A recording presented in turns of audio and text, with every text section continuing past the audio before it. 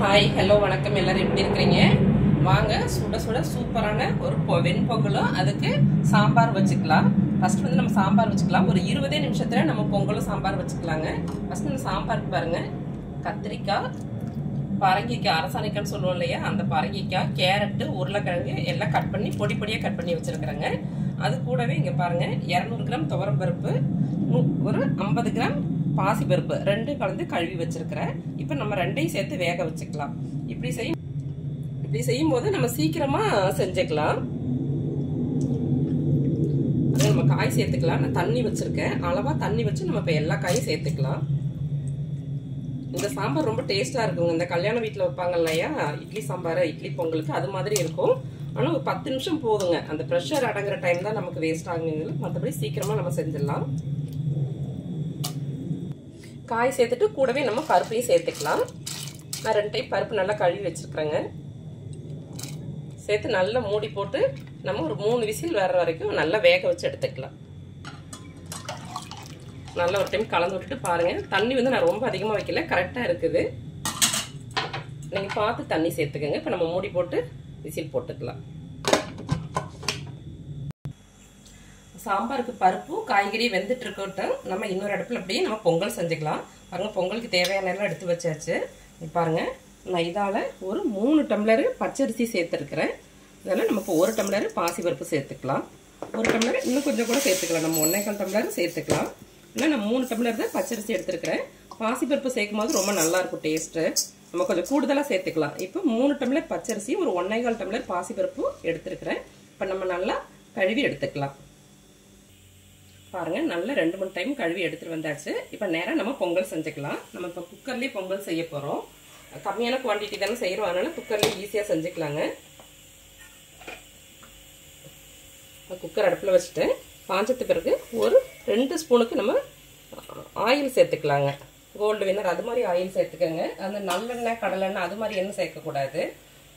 இது வந்து இது மாதிரி எண்ணெய் சேர்த்து பிறகு நெய் சேர்க்கும் போது அந்த கன்சிஸ்டன்சி அப்படியே இருக்கும், ரொம்ப கெட்டியாகாம அப்படியே இருக்குங்க.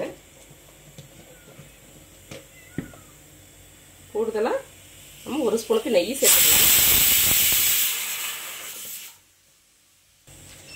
அப்படியே சைடில் காய் விசில் வந்துருச்சுங்க. நல்லா 3 விசில் வரட்டும். 2 விசில் வந்துருச்சு. இப்போ எண்ணெய் காயவும் இதில் நம்ம பெருங்காயம் சேர்த்துக்கலாம். பொங்கலுக்கு தேவையான அளவுக்கு பெருங்காயம் சேர்த்துங்க. நீங்கள் பவுடர் சேர்க்குறதா இருந்தால் பெருங்காய பவுடர்னா நீங்கள் கடைசியாக சேர்த்துக்கலாம். நான் கட்டி பெருங்காயமும் ஃபர்ஸ்டே சேர்க்குறேன். பெருங்காயம் நல்லா பொரிஞ்சிருச்சு. நம்ம இப்போ 1 ஸ்பூனு மிளகு சேர்த்துக்கலாம். மிளகு சேர்க்கவும் வெடிக்கும், கொஞ்சம் மீடியம் ஃப்ளேமில் வச்சுக்கோங்க. நல்லா மிளகு பொரிஞ்சு வரணும். பொரிஞ்சு வந்தாதாங்க அந்த காரம் இல்லாமல் அந்த காரம்லாம் அந்த எண்ணெயிலேயே இறங்கி ரொம்ப நல்லா இருக்கும். நல்லா பொரிஞ்சு வரட்டும் மிளகு. நீங்கள் அரிசியும் பருப்பும் வேக வச்சுட்டு கூட அப்புறமா வந்து தாளிச்சிக்கலாம். இப்படி தாளிச்சிங்கன்னா இதோட மிளகு சீரகத்தோட எசன்ஸ் எல்லாம் இறங்கி பொங்கல் ரொம்ப டேஸ்ட்டாக இருக்குங்க. நான் கம்மியாக செய்கிறதுனா இதே மாதிரி ஃபஸ்ட்டே தாளிச்சிருவேன். பாருங்கள், நல்லா மிளகு பொரிஞ்சு வருது. இன்னும் கூட கொஞ்சம் நல்லா பொரிஞ்சு வரட்டும். பாருங்கள், மிளகு நல்லா பொரிஞ்சு வெடிச்சு வருது. இப்போ வந்து நம்ம முந்திரி பருப்பு சேர்த்துக்கலாம். ஃபஸ்ட்டே முந்திரியை சேர்த்துட்டிங்கன்னா நல்லா கறிக்கிறோம். அதனால கொஞ்சம் லைட்டாக வரணும்னா போதும். பாருங்கள், மிளகு பொரிஞ்சதுக்கு பிறகு நம்ம சேர்த்துக்கலாம். நான் வந்து 1 ஸ்பூனு மிளகு எடுத்துருக்கிறேன். நான் எடுத்து 3 டம்ளர் அரிசிக்கு. அதை விட கூடுதலாக ஒரு 1/2 ஸ்பூனு நம்ம எக்ஸ்ட்ரா சேர்த்துக்கணும். 1.5 ஸ்பூனு நம்ம சீரகம் சேர்த்துக்கலாம். எப்போதும் மிளகை விட சீரகம் வந்து கூடுதலாக சேர்த்துக்கலாம். பாருங்கள், எல்லாம் நல்லா பொரிஞ்சு வருது. இப்போ வந்து பாருங்கள், ஒரு சின்ன துண்டு இஞ்சி எடுத்து நான் பொடி பொடியாக கட் பண்ணி வச்சுருக்கேன். பச்சரிசி வாய்வும்பாங்க இல்லையா, அதனால் நம்ம கூடுதலாகவே இஞ்சி சேர்த்துக்கலாம். அது கூடவே ஒரு ஃப்ளேவருக்கு ஒரு பச்சை மிளகாய், சின்ன பச்சை மிளகாயை 1 எடுத்து கட் பண்ணி சேர்த்துக்கிறேன். அது கூடவே 2 கொத்து கருவேப்பிலை எல்லாம் சேர்த்து நல்லா வதக்கிக்கலாம்.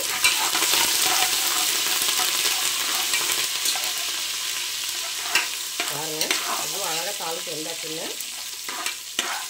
இது போதும், கருக விட்டுறக்கூடாது. இப்போ நம்ம வந்து அரிசியை சேர்த்துக்கலாம்.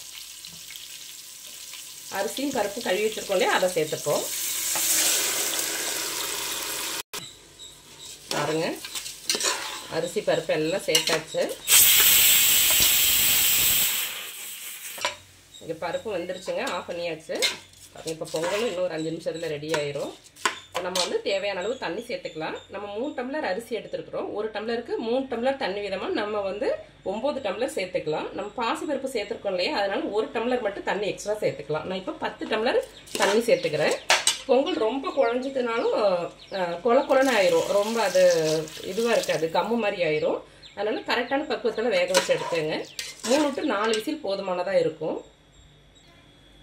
பாருங்க, நான் மொத்தம் 10 டம்ளர் தண்ணி சேர்த்துருக்கிறேன். இப்போ வந்து பொங்கலுக்கு தேவையான அளவு நம்ம உப்பு சேர்த்துக்கலாம். உப்பு பார்த்து சேர்த்துங்க, ஏன்னா நம்ம சாம்பார் கூட தான் பொங்கல் சாப்பிட போகிறோம். அதுலேயும் நம்ம உப்பு இருக்கும். அதனால எப்போதும் இருக்கு சாப்பிட்றத விட ஒரு கல் கம்மியாகவே சேர்த்துக்கங்க. பாருங்க, எல்லாமே நம்ம சேர்த்தாச்சு.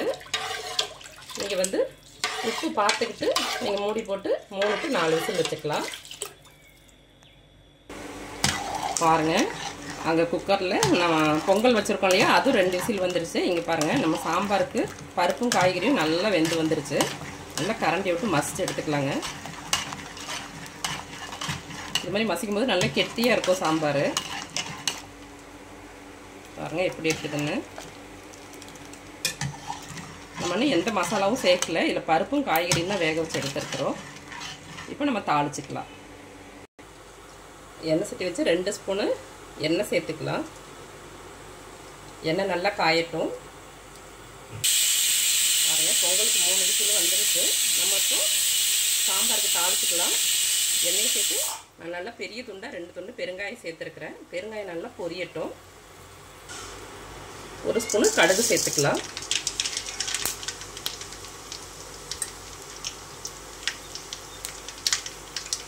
கடுகு நல்லா பொரியுது. கடுகு பொரிஞ்சோன்னா நம்ம சின்ன வெங்காயம் கருவேப்பிலை சேர்த்துக்கலாம்.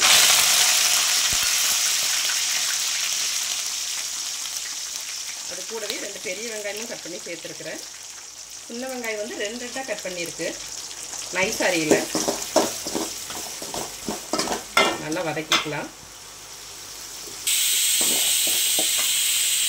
இப்போ பொங்கலுக்கு 4 விசில் வந்துருச்சுங்க. நம்ம ஆஃப் பண்ணியாச்சு. பொங்கல் ரெடி ஆகிருக்கு. சாம்பாரும் ரெடி ஆகிடும்.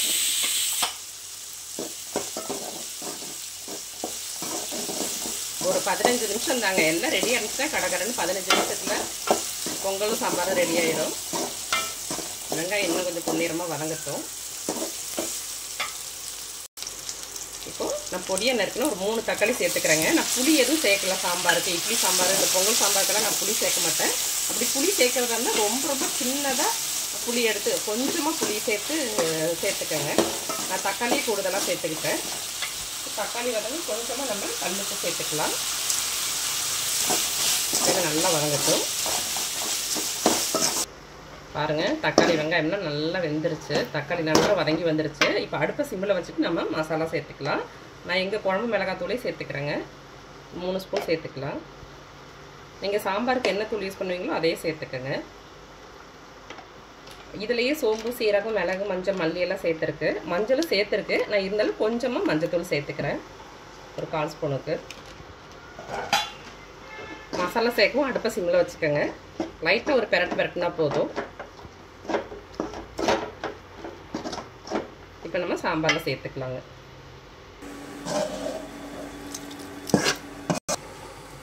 நம்ம எக்ஸ்ட்ரா இன்னும் தண்ணி எதுவும் சேர்க்கல. நம்ம திக்னஸ் பார்த்துட்டு சேர்த்துக்கலாம்.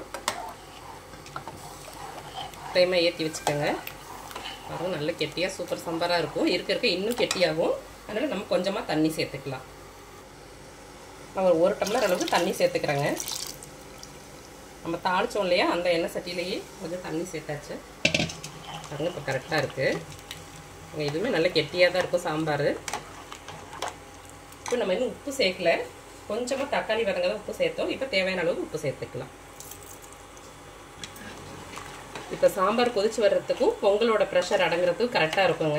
ரெண்டுமே ஈவனாக ரெடி ஆயிரும். நம்ம எடுத்துக்கலாம். இப்போ சாம்பார் கொதிக்கட்டும் ஒரு 2 நிமிஷம். பாருங்கள், பொங்கல் ரெடி ஆகிடுச்சு சூப்பராக. சாம்பாரும் நல்லா கொதிச்சுட்டு அப்படியே சைடில் பாருங்கள் பணியாரமும் ரெடி ஆகிட்டே இருக்குது.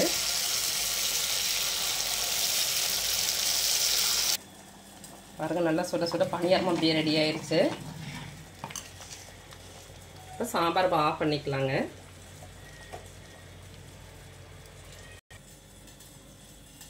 பாருங்கள், ப்ரெஷர் எல்லாம் அடங்கி பொங்கல் பாருங்க எப்படி இருக்குதுன்னு கம கமன்னு.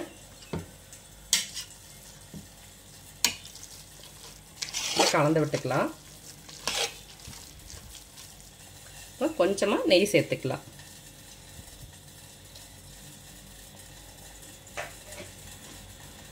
நல்லா கலந்து விட்டுக்கலாங்க. பாருங்கள் அடி பிடிக்காம எவ்வளோ கரெக்டான கன்சிஸ்டன்சியில் இருக்குது. ரொம்ப கொலன்னு இல்லை, ரொம்ப கெட்டியாகவும் இல்லை. பாருங்கள் நம்ம பாசிப்பருப்பு நிறைய சேர்க்கும், மஞ்சத்தூள் எதுவும் சேர்க்கல. ஆனால் பாசிப்பருப்பு நிறைய சேர்க்கும். கலரை பாருங்கள். இது ரொம்ப ஹெல்த்தியான பொங்கலாக இருக்கும். நம்ம எடுத்துக்கலாம். பாருங்கள் 15 நிமிஷத்தில் சுட சுட சூப்பரான ஒரு வெண்பொங்கல்.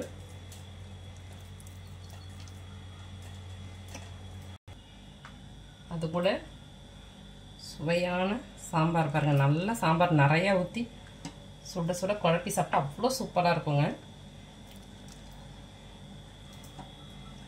பாருங்கள் 2 குக்கர்லேயே நம்ம செஞ்சாச்சு. சீக்கிரமாகவே சுட சுட வெண்பொங்கலும் சுவையான சாம்பாரும். நீங்களே இது மாதிரி செஞ்சு சாப்பிட்டு ஆரோக்கியமாக இருங்க. Okay, bye. தேங்க்யூ.